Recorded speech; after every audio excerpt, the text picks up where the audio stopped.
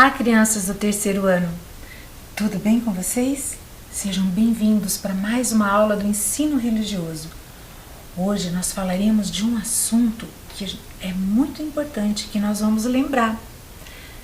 Nós vamos falar sobre as indumentárias religiosas.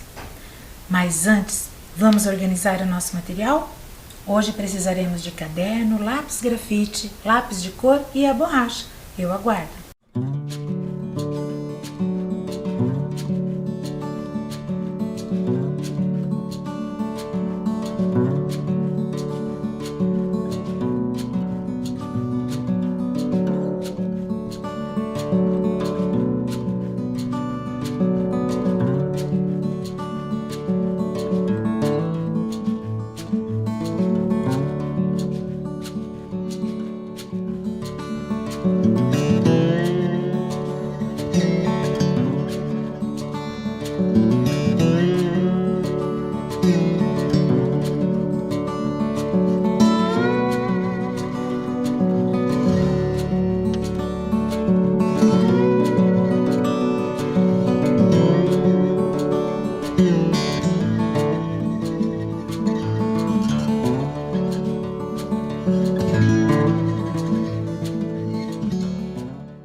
Vamos abrir então o nosso caderno e anotarmos as observações de hoje. A data de hoje, a aula 33, vai ser uma revisão sobre indumentária religiosa, ensino religioso. Eu aguardo, capricho nessa letra, hein?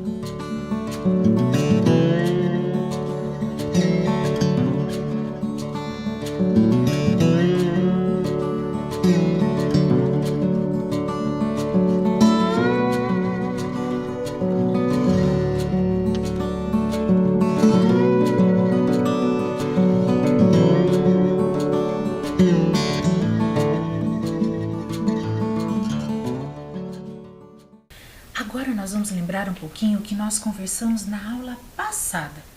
Vocês lembram? Eu vou mostrar na tela uma imagem que vai fazer com que vocês lembrem um pouco sobre o que foi falado. Lembram dessa palavra? Peregrinação. Olhem lá na telinha. O que trazem essas imagens? Mala, máquina fotográfica, um carro, um mapa? Vocês lembram o que significa peregrinação olhando para essas imagens que eu trouxe para vocês? Peregrinação significa uma jornada realizada por um adepto de uma determinada religião a um lugar considerado sagrado por essa mesma religião.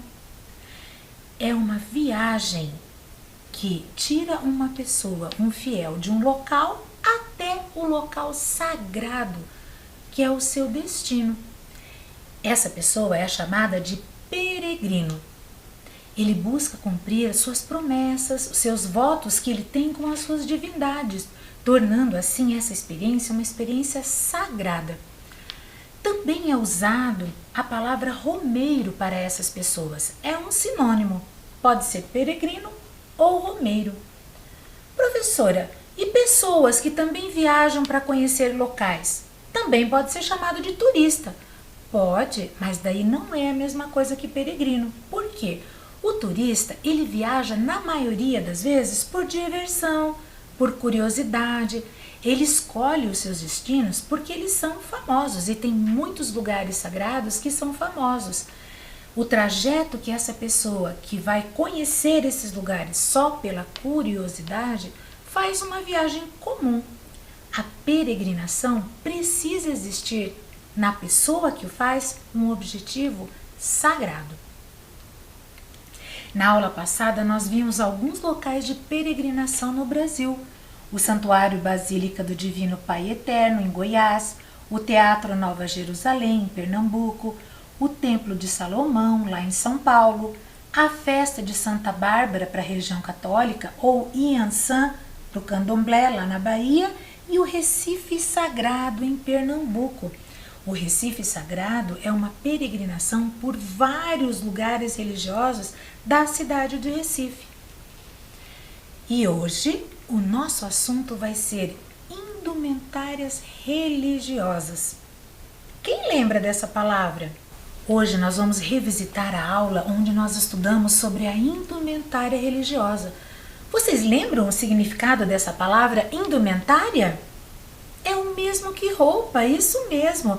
Nós estudamos que as roupas são importantes para protegermos o nosso corpo e também muito importante nas tradições religiosas.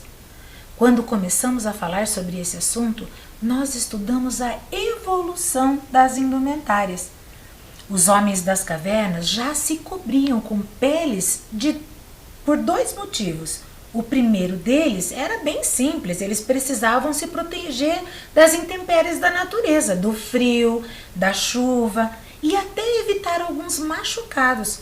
O segundo motivo seria por acreditar que se eles se vestissem da pele de um animal, eles iam transferir um poder maior, uma bravura, uma habilidade de caça e de poder. Com o tempo, o homem também se vestia para se expressar. E tudo isso já acontecia há mais de 100 mil anos. A roupa, ela já começava a representar a identidade das pessoas. Hoje, a indumentária também é considerada um fenômeno cultural. É uma forma de comunicar a ordem social e a afiliação de um grupo, tanto para aqueles que são membros desse grupo, quanto para aqueles que não são e simplesmente os identificam. Nessas imagens que eu trouxe para vocês, nós conseguimos identificar a cultura das pessoas pelas roupas que elas estão usando. Vejam lá na telinha. A primeira imagem são roupas que identificam a cultura mexicana das pessoas que vivem no México. A segunda imagem traz a tradição indígena. Além de todas as indumentárias que eles utilizam, tem também as pinturas corporais, os objetos que eles carregam. A terceira imagem traz a cultura do povo africano, das pessoas que vivem na África. E as duas últimas, lá em cima, a indiana, de quem vive na Índia. Olha como a roupa é diferente. E a última, a coreana, das pessoas que vivem lá na Coreia. As roupas, as indumentárias, também podem ser uma necessidade de uso para as pessoas, como, por exemplo, as profissões. Os médicos e os enfermeiros, por exemplo, eles usam roupas como uma medida de proteção. Elas devem ser leves e contra micro-organismos. Pessoas que lidam com materiais radioativos, por exemplo, eles usam roupas de proteção especiais que cobrem o corpo todo de um modo a protegê-lo dos perigos dos raios eletromagnéticos. Os soldados, eles já usam roupas que buscam protegê-los e até camuflá-los. Tem um tipo de roupa que parece uma paisagem, assim como se eles estivessem no mato, para quando eles estivessem escondidos, serem confundidos com o ambiente onde eles estão. Tem também os jogadores de um time esportivo, por exemplo, um time de futebol. As pessoas que usam aquela camisa do time delas é muito importante para que na hora do jogo possam reconhecer os seus companheiros e quem é do time adversário. Também as pessoas que torcem para esses times costumam usar essas camisas, simbolizando para as outras pessoas que o veem que ele torce para aquele time. Como vocês estão vendo aí na telinha, existem vários tipos de profissões e cada uma delas com uma necessidade diferente. Vejam a primeira imagem. Aquele moço que está com aquela roupa laranja está usando uma máscara. Será que é para proteção do Covid? Nesse caso, não. Ele está cortando a madeira e essa máscara é para proteger o seu rosto de qualquer lasca que possa sair e machucar. Temos também ali várias outras profissões, como nós já comentamos, jogo de futebol, dos soldados. E essa última imagem, vocês estão reconhecendo? Isso mesmo, sou eu, a professora Andréia. E eu estou usando ali um acessório, não é bem uma roupa, mas é um acessório que os professores utilizam para não sujar a sua roupa de giz, por exemplo, na hora que estão escrevendo no quadro. E eu trouxe ela aqui para mostrar para vocês. Essa indumentária, esse acessório, me lembra muito a época em que eu dava aula lá na escola Professor Brandão. E ela me ajudou muito a poder exercer a minha função de professora, com esse bolso onde eu guardava todos os materiais necessários para a aula que eu ia ministrar com as crianças. Legal, não é mesmo? O que mais uma roupa pode significar e pode trazer para quem as veste? Nessa imagem que eu trouxe para vocês, eu trouxe a tradição de um povo, as peças de roupas utilizadas em festividades, reuniões, que resgatam tradições e a existência do traje nativo daquele povo, ou seja, aquele traje que demonstra de qual cultura essa pessoa faz parte. Ela determina um grupo social, uma tribo e até uma religião, como mostra essas imagens que eu trouxe para você.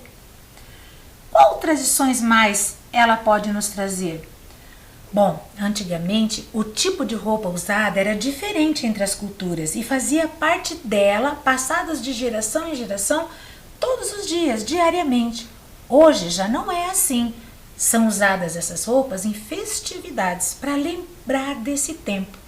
Ao longo da história, diferentes civilizações vestiam roupas por motivos culturais.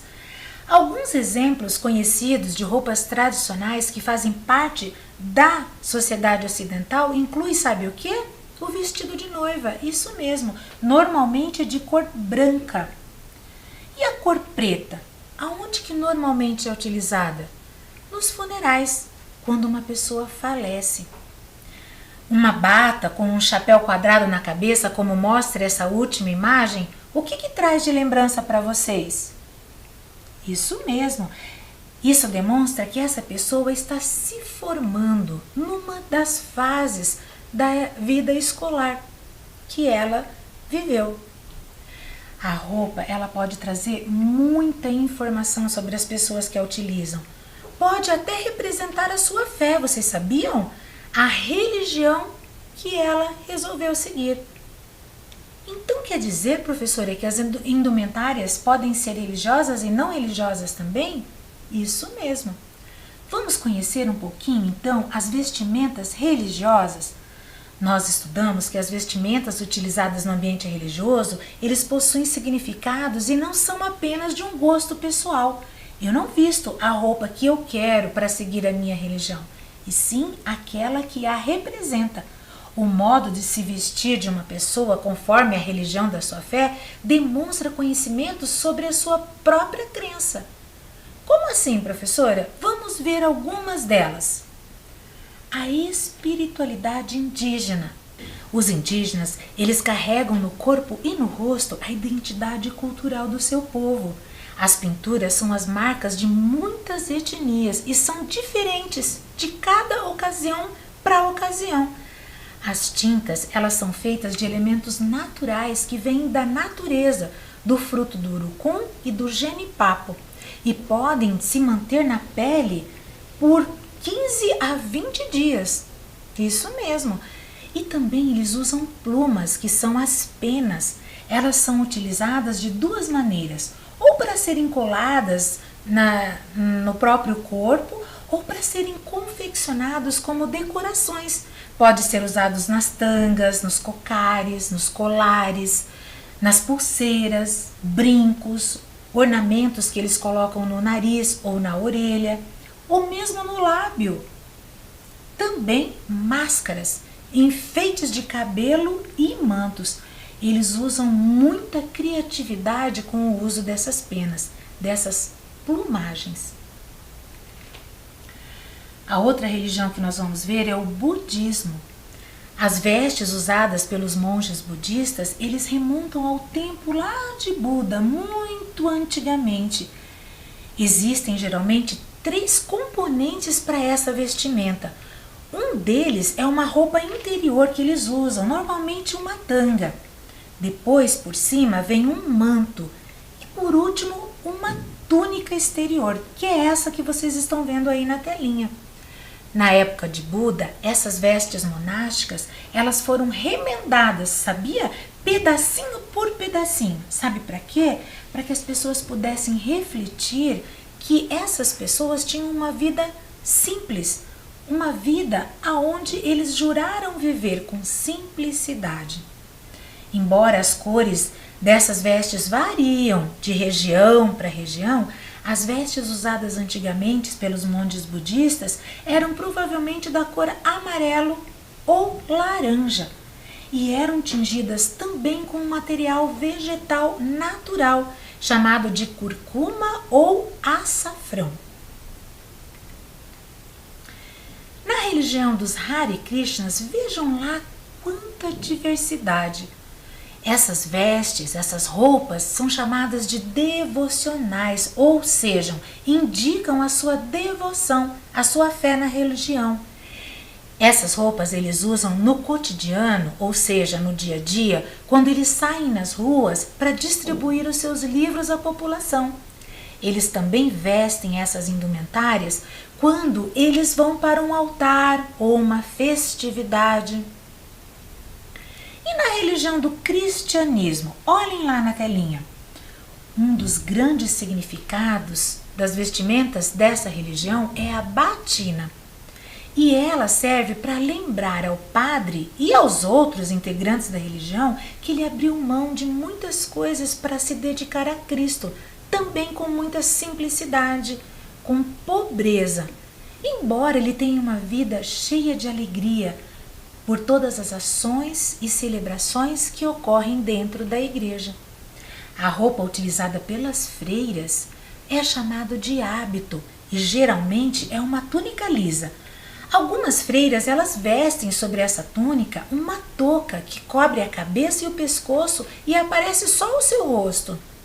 Já o escapulário é uma peça parecida com um avental e é usado sobre os ombros.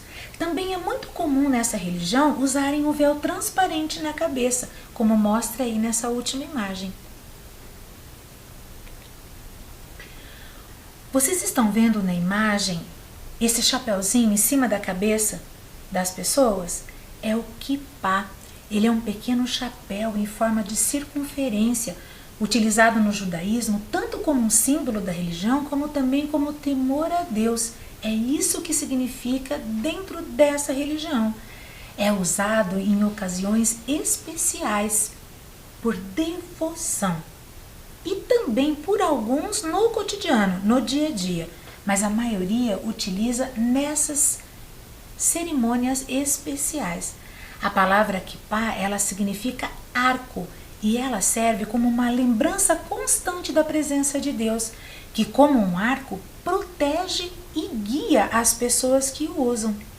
O kippá, ele também significa que acima dessas pessoas existe Deus, observando-os a todo momento.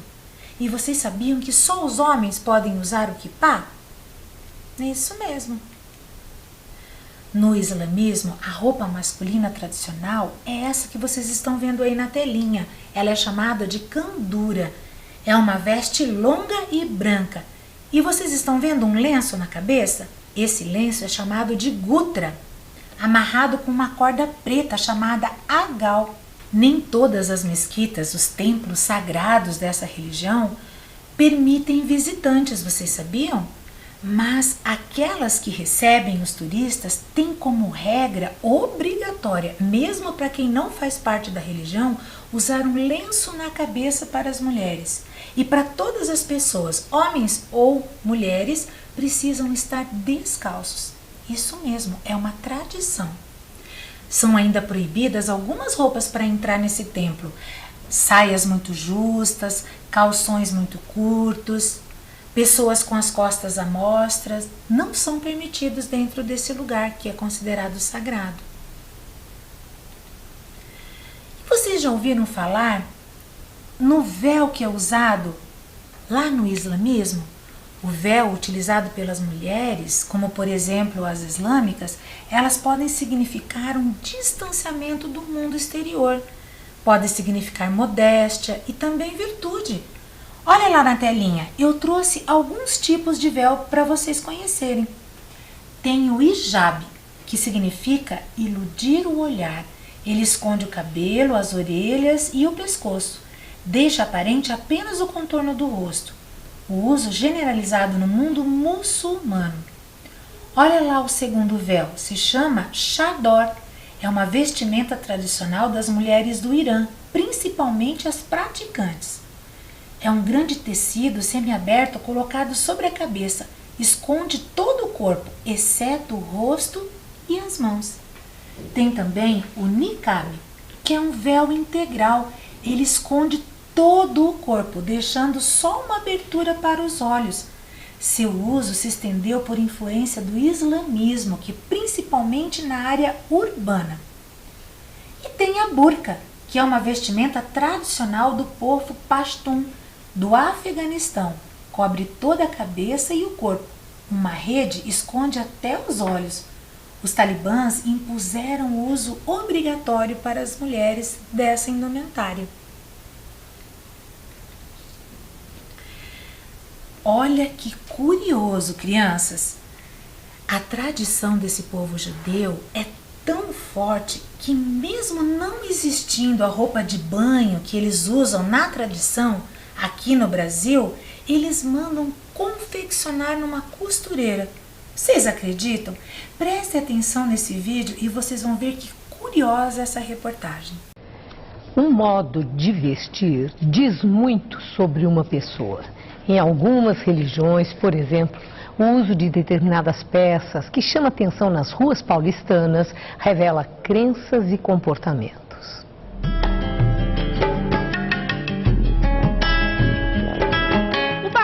corte que cai na lateral da calça vem de um colete de uso diário e obrigatório para qualquer homem judeu. A gente usa ela embaixo da camisa, não assim em cima, e o objetivo dela é lembrar sempre os preceitos de Deus, que são 613.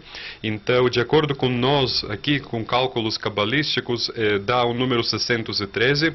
Isso para sempre lembrar para nós diariamente, o tempo todo, sobre preceitos de Deus.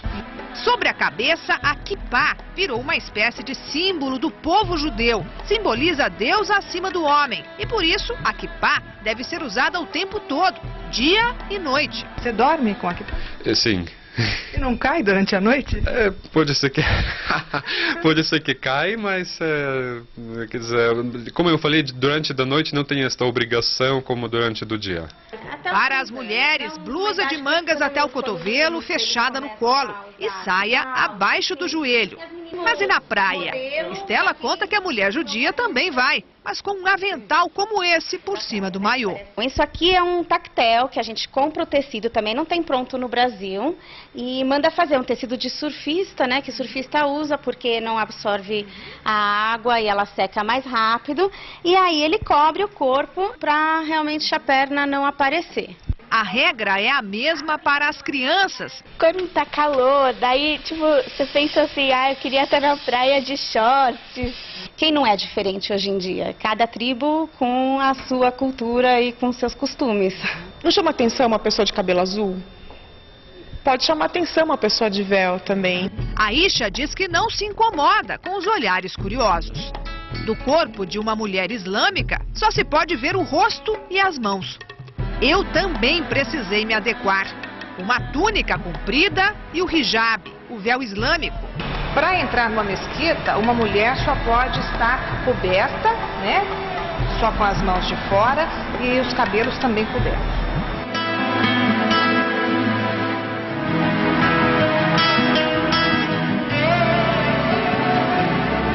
Vamos agora à mesquita falar com o sheik.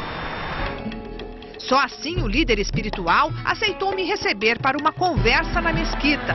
O sírio Muhammad Al-Bukai explicou que os cabelos da mulher são um símbolo de beleza, cobertos para não chamar a atenção. A mulher que está em São Paulo, vestida assim como eu estou, né, num ambiente que não é muçulmano, ela chama mais a atenção, chama todos os olhares para ela. Isso não incomoda a religião?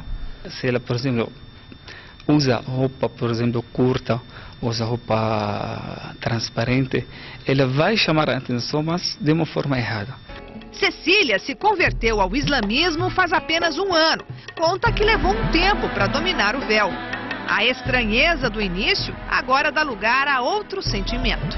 Eu acho tudo, né? Eu acho um luxo, né? Porque ser igual é muito, né, natural, assim, para as outras pessoas.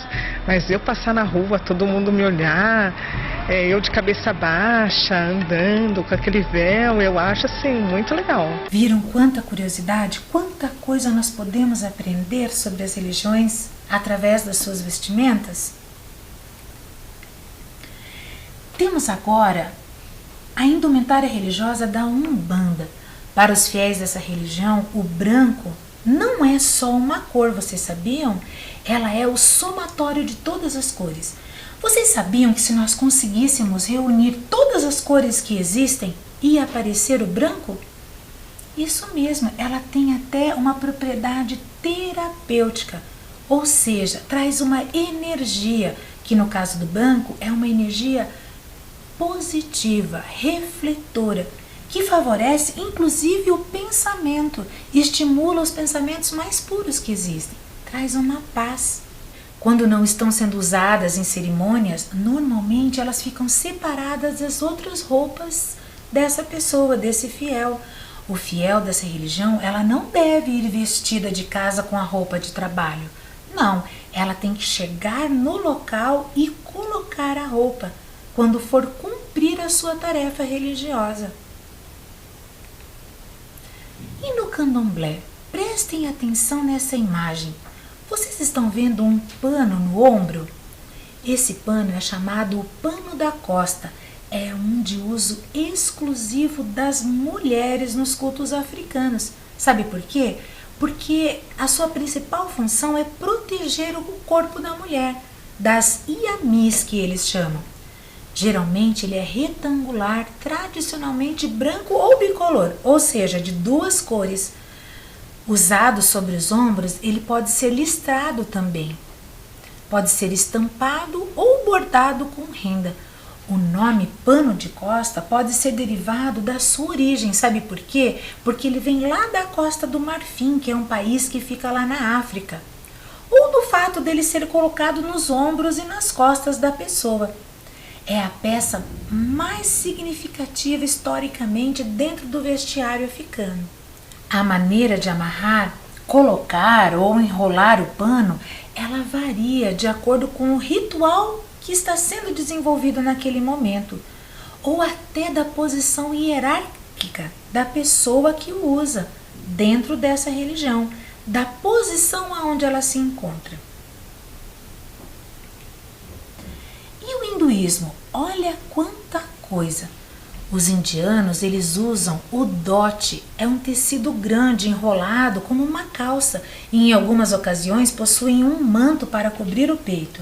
Esse traje ele é vestido principalmente em cerimônias de fogo, em casamentos, rituais de recitação de mantras e cerimônias de oferenda para as divindades.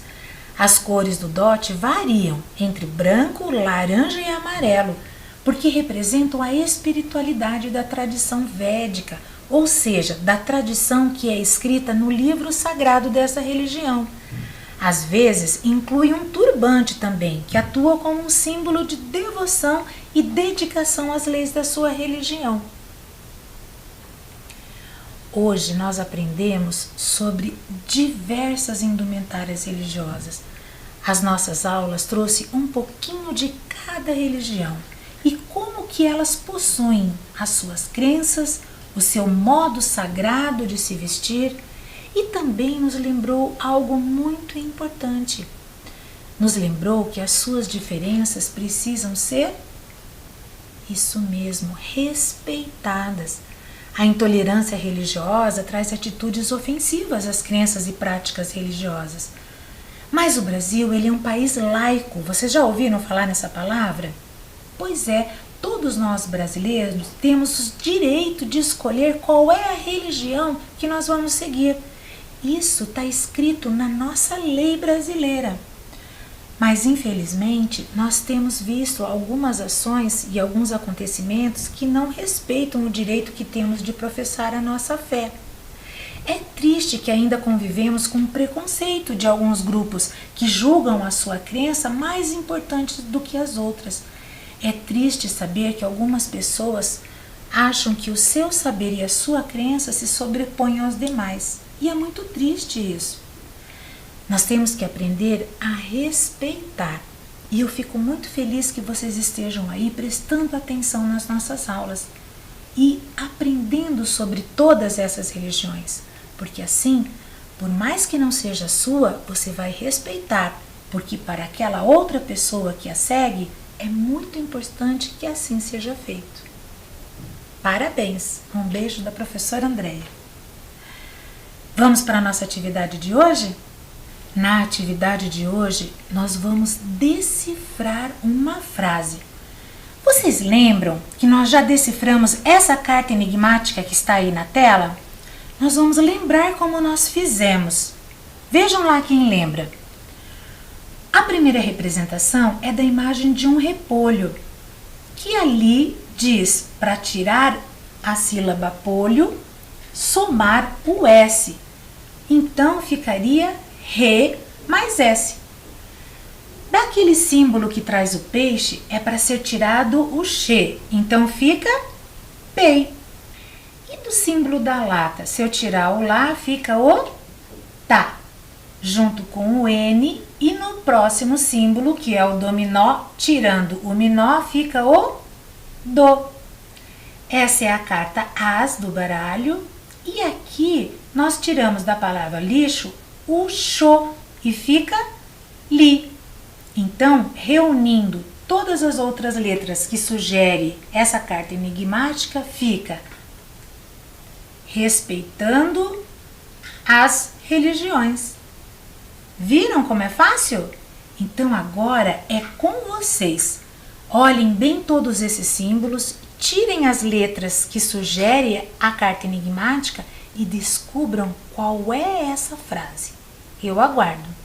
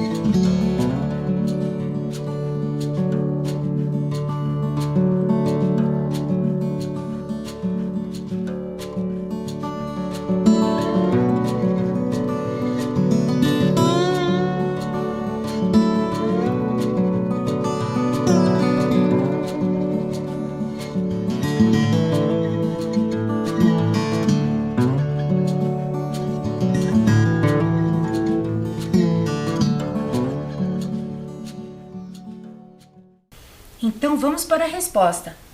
Vaca tirando o K fica vá. Mosca tirando o K fica mos. Moto tirando o to fica mo.